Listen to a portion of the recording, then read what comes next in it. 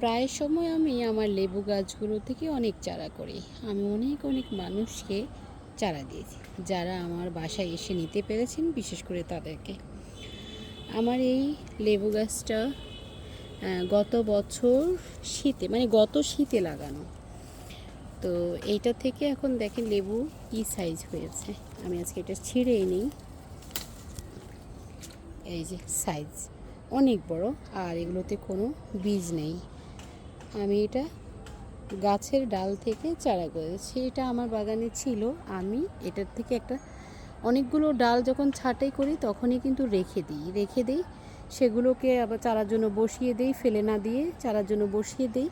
অনেক অনেক চারা থাকে, দেখা যায় যারা আসে তাদেরকে দেওয়া যায়, আবার নিজেও কিন্তু লাগানো যায়। দেখা যায় হুটহাট করে লেবু গাছ, পেয়ারা গাছ এগুলো মরে যায়। বিশেষ করে লেবু গাছ হুটহাট করে কেন মরে তার কোনো আগামাথা কিছুই খুঁজে পাই না।